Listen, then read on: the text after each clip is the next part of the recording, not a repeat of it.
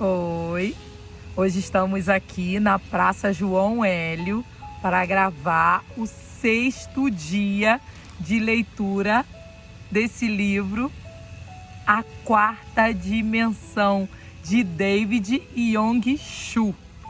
E aí, como é que tem sido as suas leituras? Está conseguindo acompanhar? Se ainda não acompanhou todas as leituras, ainda estamos no início. Então volta e vê os outros vídeos para você não perder nenhuma parte desse livro, que tem mudado vidas, tem ensinado gerar casas, carros, sonhos, libertação, gerar salvação. Então, vamos à nossa leitura de hoje. O tema de hoje é a quarta dimensão. Assim como há certos passos que devemos dar para que nossa fé seja apropriadamente incubada, há também uma verdade central concernente ao reino da fé que necessitamos compreender. A lição mais importante que aprendi acerca da natureza do reino da fé começou como resultado de algo que foi, em princípio, uma experiência desagradável. Nos Estados Unidos, os pastores não possuem esse tipo de problema, mas no Oriente passei por muitas tribulações ao pregar sobre o poder milagroso de Deus, porque no budismo os monges também fazem milagres fantásticos. Recentemente, uma coreana estava morrendo de câncer incurável. Todos os médicos que a examinaram disseram que nada poderiam fazer. Ela foi a várias igrejas e também a um monge budista. Esse monge levou-a a uma caverna onde há vários budistas orando, e a mulher foi completamente curada. O câncer desapareceu como que por encanto. Muita gente na Coreia que pratica yoga está curando doentes por meio da meditação da yoga. Quando se vai às reuniões dos Soka-gakkai japoneses, podemos ver muitos sendo curados. Alguns de úlceras no estômago, outros de surdez ou de mudez, e os cegos recuperam a visão. Os cristãos, especialmente nós, os cristãos pentecostais, temos dificuldade de explicar tais coisas. Não podemos simplesmente dizer que são manifestações do diabo. Mas, se o diabo pode realizar tais curas, por que a Igreja de Cristo não pode fazer muito mais? Um dia, fiquei muito preocupado. Muitos de nossos irmãos cristãos não davam a devida importância aos milagres de Deus. Diziam eles: como podemos crer em Deus como um ser absolutamente divino? Como podemos chamar Jeová de único Criador nos lugares celestiais?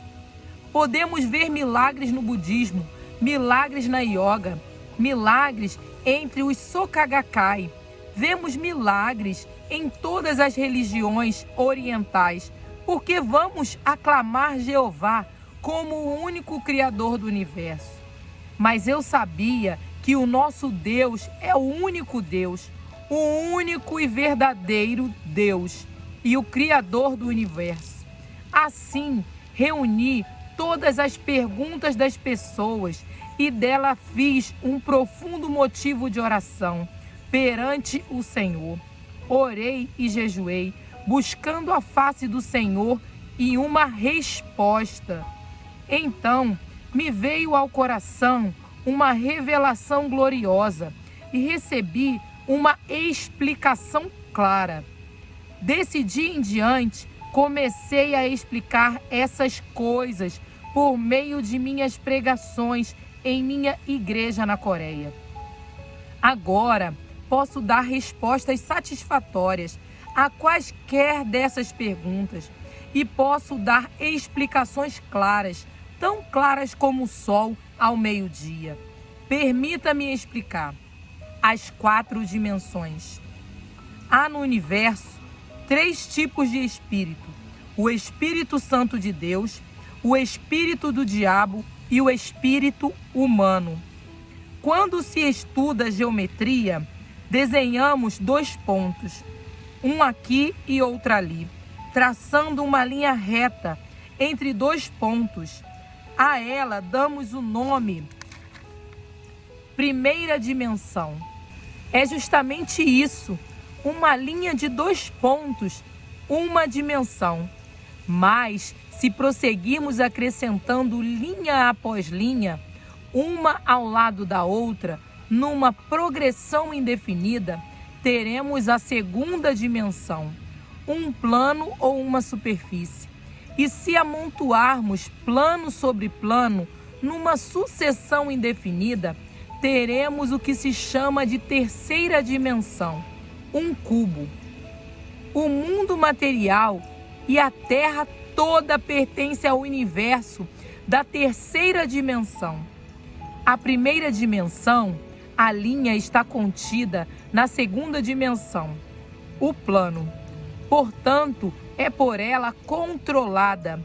A segunda dimensão está incluída na terceira, o cubo. Portanto, controlada por ela. Quem, pois, cria, contém e controla a terceira dimensão, o mundo cúbico? Você pode encontrar a resposta abrindo a Bíblia em Gênesis 1:2. Era a terra, sem forma e vazia. Trevas cobriam a face do abismo, e o Espírito de Deus se movia sobre a face das águas. Mas, se examinarmos a língua original da Bíblia, esse versículo quer dizer que o Espírito de Deus estava incubando sobre as águas, chocando-as. Esse mundo caótico pertence à terceira dimensão. Mas o Espírito Santo, que aqui é representado como incubando sobre a terceira dimensão, pertence à quarta. Do mesmo modo, o reino espiritual da fé pertence à quarta dimensão. Uma vez que o mundo espiritual abarca a terceira dimensão e sobre ela paira, por essa incubação da quarta dimensão, sobre a terceira foi criada a terra. Uma nova ordem surgiu da antiga, e a vida foi tirada da morte. A beleza foi extraída da feiura, a limpeza da sujeira, a abundância da pobreza.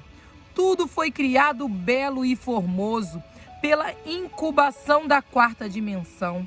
Então Deus falou a meu coração: filho, assim como a segunda dimensão inclui e controla a primeira, e a terceira inclui e controla a segunda, assim também a quarta dimensão inclui e controla a terceira, produzindo a criação da ordem da beleza.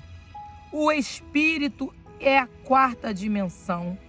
Cada ser humano é um ser espiritual, assim como físico. Possui a quarta dimensão e também a terceira em seu coração.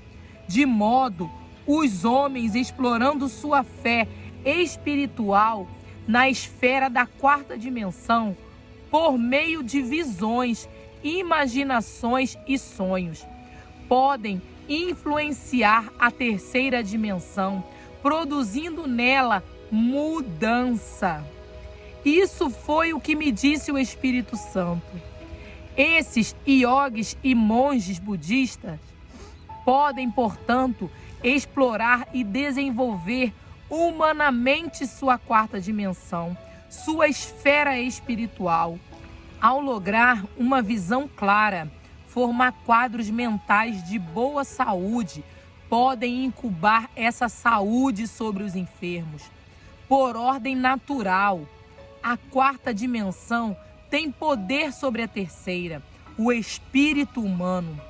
Com certas limitações, é claro, podem dar ordens e criar coisas. Deus deu ao homem poder sobre a criação. É capaz de controlar o mundo material e de dominar as coisas. Responsabilidade que executa mediante a quarta dimensão. Ora, os incrédulos, explorando e desenvolvendo o seu ser espiritual interior, podem exercer domínio sobre sua terceira dimensão, que inclui as doenças e enfermidades físicas. Então me disse o Espírito Santo: veja os Sokagakai. Eles pertencem a Satanás. O espírito humano junta-se ao espírito maligno da quarta dimensão. E com a quarta dimensão maligna, exercem domínio sobre seus corpos e circunstâncias. O Espírito Santo mostra-me que era dessa forma que os mágicos do Egito exerciam domínio sobre várias ocorrências, assim como Moisés o fazia. Deus em seguida me ensinou que já podemos ligar a quarta dimensão de nosso espírito, a quarta dimensão do Pai Celeste, o Criador do Universo. Podemos ter mais domínio ainda sobre as circunstâncias. Louvado seja Deus! Seremos capazes de nos tornar fantasticamente criativos e de exercitar grande controle e poder sob a terceira dimensão. Depois de receber essa revelação do Senhor, comecei a explicar com facilidade os acontecimentos e milagres de outras religiões. As pessoas às vezes me desafiavam: podemos operar os mesmos milagres? Eu, por minha vez, dizia: sim, eu sei que podem. É porque vocês têm a quarta dimensão em seu espírito. Estão desenvolvendo o espírito e exercendo domínio sobre o corpo e sobre as circunstâncias. Mas esse espírito não é um espírito que tem salvação. Ainda que possam operar esses milagres, vão para o inferno da mesma forma. Estão ligados à quarta dimensão maligna. A quarta dimensão tem todo o poder de exercer domínio sobre a terceira. Realmente possuem certos poderes limitados, a fim de exercer domínio sobre a terceira dimensão e de influenciar as circunstâncias. O papel do inconsciente. Nos Estados Unidos, vi muitos desses livros de expansão da mente e vejo coisas similares acontecendo aqui por causa da ênfase no inconsciente. O que é o inconsciente? É seu espírito. A Bíblia chama o inconsciente de homem interior, o homem que está escondido em seu coração. Antes que a psicologia descobrisse o inconsciente, o apóstolo Paulo já o havia descoberto 2000 anos atrás, quando escreveu a respeito do homem interior, o homem oculto. A Bíblia apresentou essa verdade 2000 anos atrás.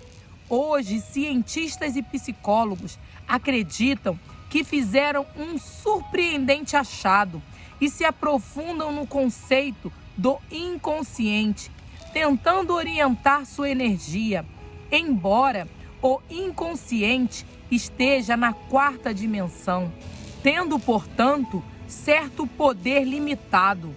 Há muito engano envolvido no que essas pessoas alegam. Fiquei espantado quando cheguei aos Estados Unidos e li os livros que alguns pastores norte-americanos me deram. Esses livros haviam quase transformado o inconsciente em um Deus todo-poderoso. E isso é um engano enorme. O inconsciente possui alguma influência, mas é bastante limitado e não pode criar o que nosso Deus Todo-Poderoso é capaz de fazer.